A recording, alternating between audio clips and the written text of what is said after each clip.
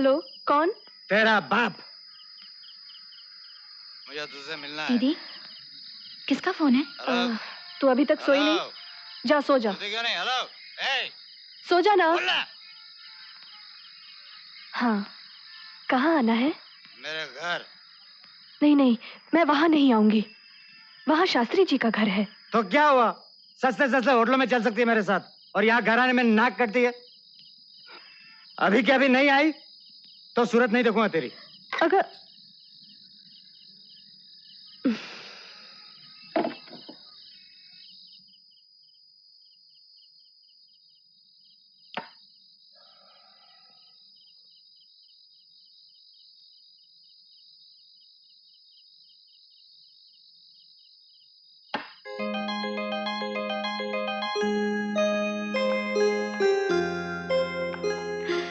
आज सारी रात शराब पीते रहेंगे? सोना नहीं है? नींद नहीं आ रही है, इसीलिए तो तुझे बुलाया है। दरवाजा तो बंद करने दो। कोई जरूरत नहीं।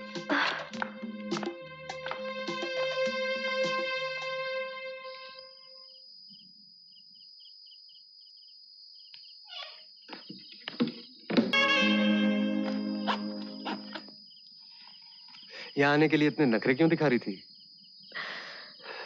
बगल में शास्त्री जी रहते हैं ना, उनके घर के सारे लोग मुझे जानते हैं। मैं नहीं चाहती कि कोई मुझे यहाँ देखे। जब तूने शर्म ही बेच खाई तो फिर तुझे किस बात का डर? मैं आपको कैसे समझाऊं?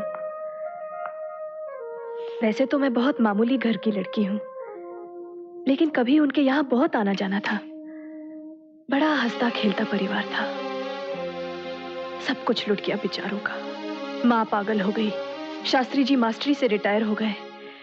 बस एक बेटी रह गई है, पूजा, जो दिन रात अपने माँ बाप की सेवा में लगी रहती है। उनका एक जवान बेटा भी था। आप जानते हैं उस हरामजादी, मैं उसी को भूलने की कोशिश कर रहा हूँ और तू उसी को याद दिलाने पे तुली है। निकल जा यहाँ से।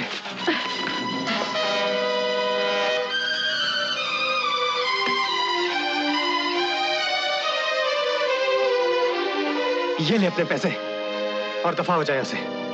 सुबह होते ही चली जाऊंगी, तब तक के लिए यही पड़े रहने दीजिए। चल जा, बाहर जाके सो।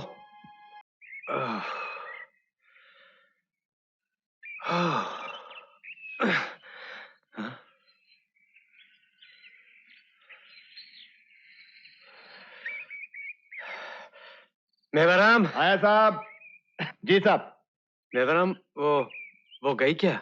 वो तो सुबह होते ही नहाई धोई और नई होकर चली गई। वैसे साहब, लोग जो कहते हैं ठीक ही कहते हैं। क्या कहते हैं? यही कि वो रोज रात को नए घाट का पानी पीती है। तेरी तुम्हें? हाँ, गाली नहीं सरकार, हमसे गाली बर्दाश्त नहीं होती, और अगर गाली दिए बगैर आपका गुजारा नहीं होता तो दीजिए, मगर इतने सवेरे नहीं और किसी और के सामने नहीं साहब। ठीक है ठीक है। वो गई कैसे? तू रिक्शा विक्शा ले आया था? आज ही रिक्शा की जरूरत ही नहीं पड़ी, वो तो सामने के घर में गई हैं, शास्त्री जी के। पहले यहाँ डांस सीखने आया करती थी। वो और पूजा दोनों पक्की सहेली थी। सीमा, सुबह सुबह कैसे आना हुआ? मैं मंदिर गई थी ना, सोचा मौसी का हाल भी पूछते हुए जाऊं।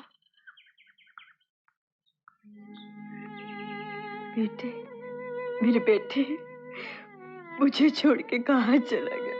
पूजा, कहाँ चला गया? आजा। मौसी की हालत तो आजा। अभी भी ठीक नहीं लग रही। क्या करे, कुछ समझ में नहीं आता। मैं तुझे कोई अस्पताल में भर्ती नहीं होती, खुला छोड़ दी तो चाकू छुरी उठा लेती है। शास्त्री जी कहाँ हैं? वकील के पास गए हैं। ये केस अभी तक खत्म नहीं हुआ? नहीं, जब तक मेरे भाई के हत्यारे को सजा नहीं मिलती, ये केस कभी खत्म नहीं होगा।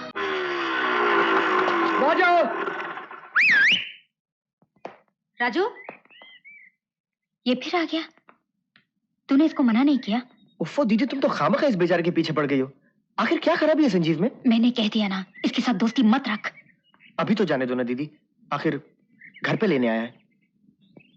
ठीक है, आज तो जा, पर अगली बार इसके साथ गया तो मैं तुम्हारे साथ कभी बात नहीं करूंगी, समझे? Thank you. चल यार, कसम से यार तू भी बहुत देर कर देता है। क्या बात है पूजा, तुम्हें राजू और संजीव की दोस्ती पसंद क्यों नहीं है? संजीव बहुत शरारती लड़का है, कभी स्ट्राइक करवाएगा, कभी मोर्चे में हिस्सा लेगा। बड़े बाप का बेटा है, अगर पकड़ा भी गया तो छूट जाएगा। मगर राजू वो फंस गया तो हम क्या करेंगे? पूजा, पूजा। हाँ। ये तुम्हारा, ये तुम्हारा। आइला, कौन रे?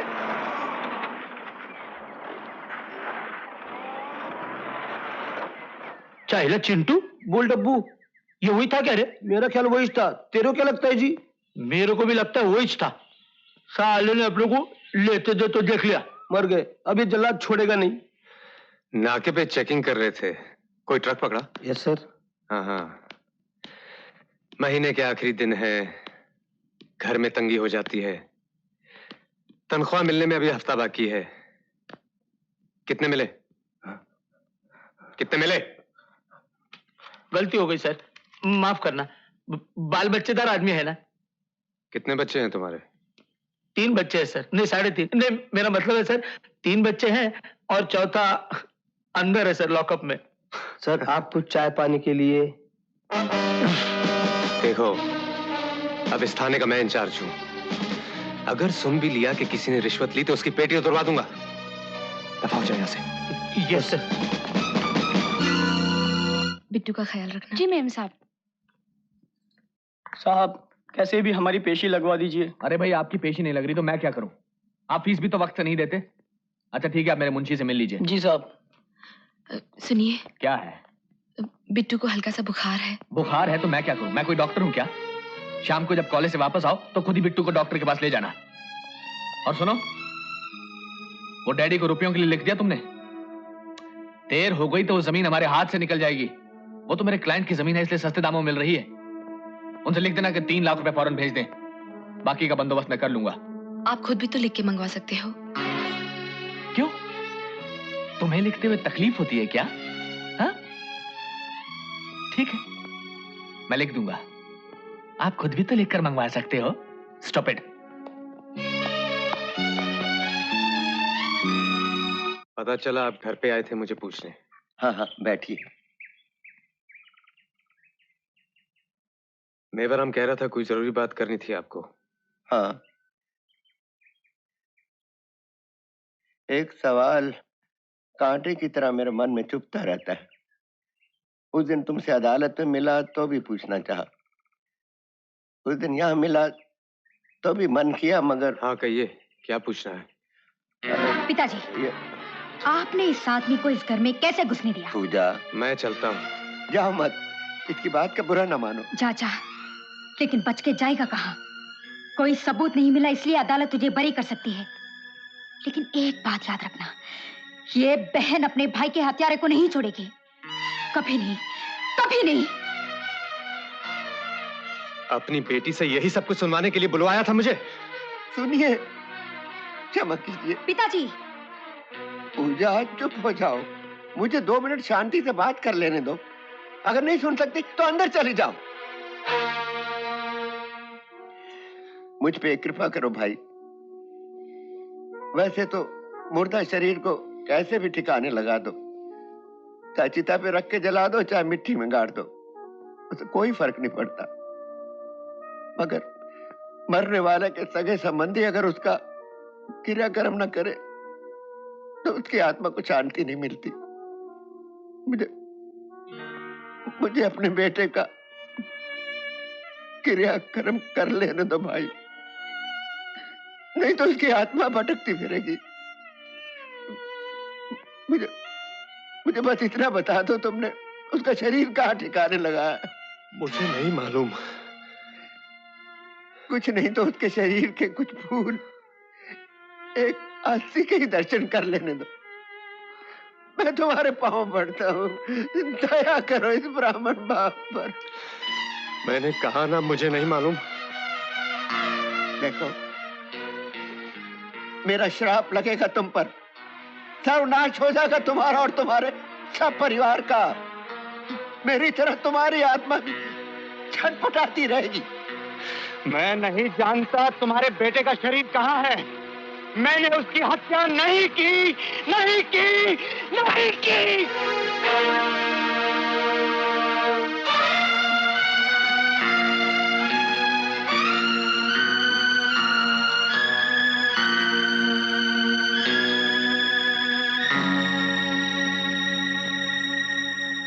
बग्गा, यहाँ तुम्हारे आराम के मैंने सब इंतजाम कर दिए हैं। अब तो खुश हो जाओ। क्या सारी जिंदगी इधर रखने का इरादा है क्या? देखो मिस्टर कॉल, अभी तक मैं सिर्फ एक मर्डर केस से बचा हूं और तुम अच्छी तरह से जानते हो कि सारे हिंदुस्तान में मेरे ऊपर इससे भी बड़े बड़े केस हैं। हर स्टेट की पुलिस मेरे पीछे पड़ी हुई है। अगर मैं यहाँ से फौरन फरार नहीं हुआ तो फांसी का फंदा मेरी गर्दन तक पहुंच जाएगा। I know. No, you don't know. अगर मुझे कुछ हो गया तो तुम ऊंची नाक वाले नहीं बच सकोगे। तुम सबका काला चिट्ठा मेरे पास मौजूद है, सबूत समेत। इसीलिए मैं कहता हूं कि इस धोखे में मत रहना कि मेरे मरने के बाद तुम सब लोग बच सकोगे। नहीं, मेरी लाश ठंडी होने से पहले वो सब सबूत पुलिस तक पहुंच जाएंगे। और सिर्फ सीमेंट के नहीं, गोल्ड, सिल्वर, ड्रग्स, इन सब के सबूत। तुम्हें कुछ नहीं होगा बग्गा, ये मेरी गारंटी है। गारंटी मत दो, मुझे यहां से बाहर निकालने का बंदोबस्त करो फौरन। दरअसल मैं चाहता हूं कि जेल से छूटते ही बग्गा को किसी दूसरे मुल्क भेज दिया जाए। यहां रहेगा तो गले में कांटे की तरह चुभता रहेगा। आप सही कहते हैं जनाब। सबसे पहले उसे जेल से निकालिए फौरन, क्योंकि अगर दूसरे केस खुल गए तो फिर जान छुड़ाना मुश्किल हो जाएगा। चिंता नहीं, जेल से तो उसे यशपाल जी छुड़ा लेंगे अकल को छूकर, लेकिन जेल से निकालने के बाद उसे रखेंगे कहाँ, चिंता इस बात की है। ये तो आप सोचिए। कौल साहब, सोचना हमारा नहीं, आपका काम है। आप जो फीस चार्ज करते हैं हमसे, वो सिर्फ अदालती कार्रवाई की नहीं हो सकती। कोई ऐसी जगह सोचिए जहां पुलिस के कुत्ते भी ना पहुंच सके। आइए पंडित जी।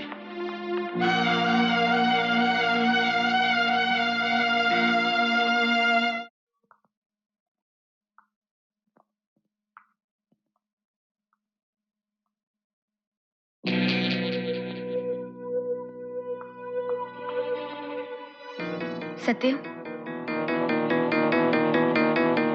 ये किताब मुझे दे दो। अगर किताब दे दूंगा तो जवाब कैसे लिखूंगा? आप मेरी हेल्प करेंगी? चुपचाप ये किताब मुझे दे दो। अगर नहीं दूं तो? मैं तुम्हारी रिपोर्ट कर दूंगी। करके देख, अगर तेजाब फेंक के चेहरा नहीं बिगाड़ दिया तो असल बाप का बेटा नहीं मैं। बदतमीज, बात करने का सलीका नहीं है तुम्हें? बाहर निकल जाओ और ये कॉपी मुझे दे दो।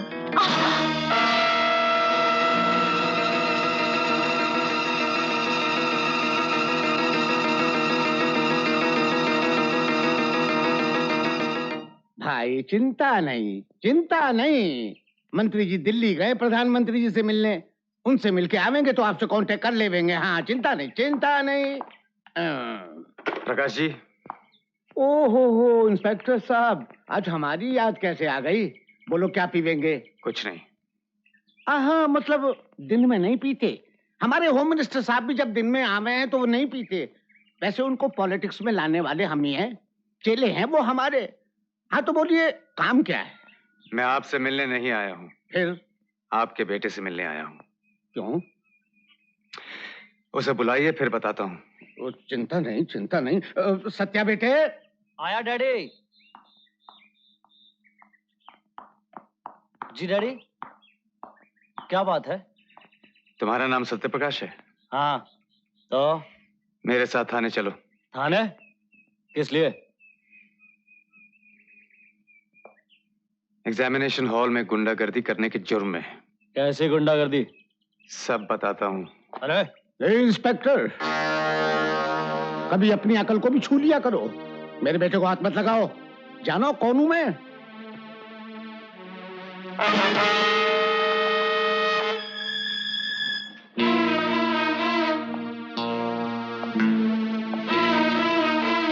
जानता हूं कौन हो तुम। पॉलिटिक्स की दुनिया के किंग हो, बिजनेस टाइकून हो, बड़े बड़े लोगों तक पहुंच है तुम्हारी। उनके लिए आयाशी का सामान पहुंचाने वाले रॉयल पिंप हो तुम।